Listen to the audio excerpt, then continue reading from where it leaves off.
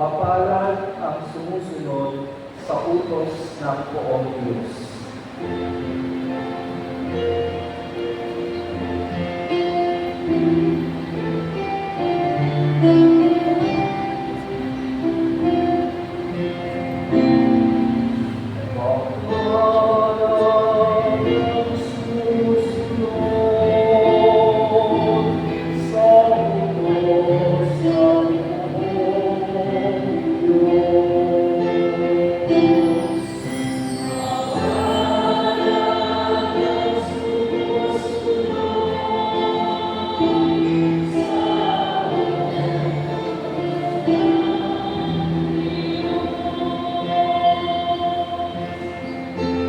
Mapalad ang mga taong malis ang pamumuhay.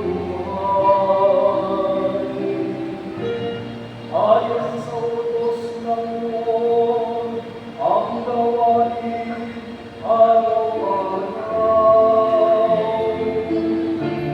Mapalad ang sumusunod sa kanyang kautusan. Buong puso ang pagsunod sa utos na ibigay.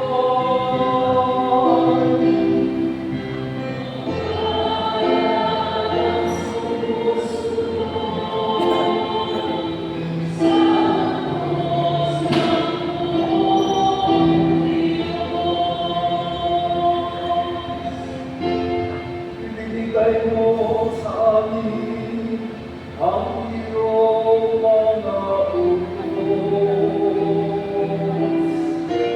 upang aming katimahin at sundin ang iyong loob. Dahil ako'y umaasang maging tapat, susundin ang iyong utos, susundin ang buong